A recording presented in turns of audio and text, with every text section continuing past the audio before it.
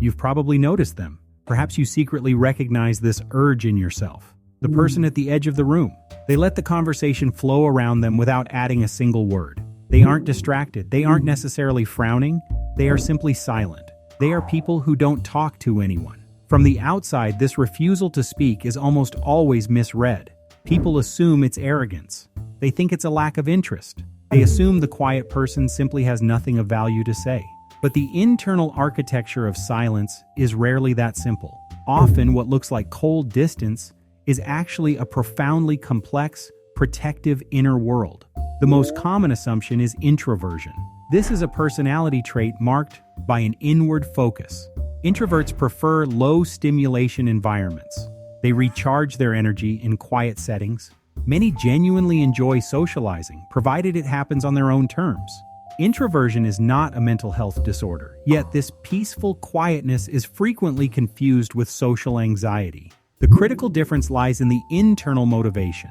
Introversion is about energy regulation.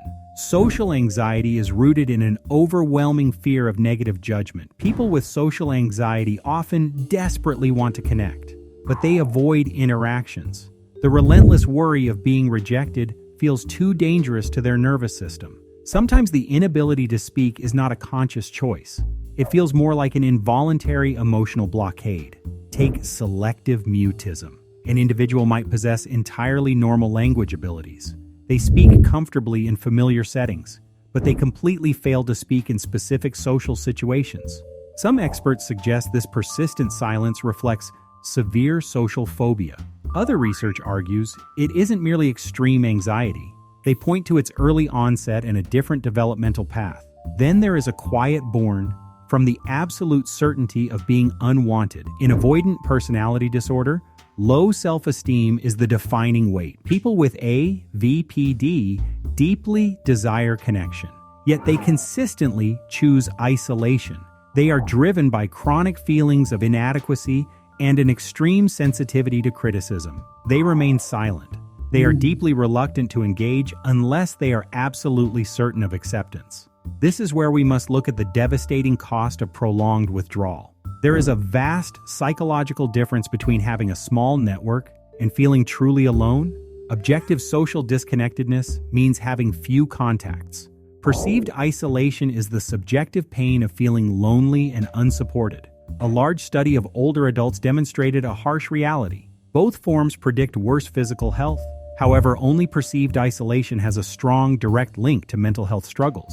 The relationship between silence and mood often forms a closed loop. A 12-year study revealed that depressive symptoms actually predict later social isolation. Loneliness and depression feed each other. Not talking to others can cause a depressive mood. It can also be its isolating consequence. Even among youth, an affinity for solitude carries emotional risks. One survey of adolescents found that those scoring high on introversion reported poorer well-being. This suggests that silence can hurt if it tips into true isolation. But it is vital to remember that this is not a universal law. Behavior can have more than one cause. Silence is not inherently pathological. Solitude is fundamentally distinct from loneliness. It can be a deliberately chosen time alone.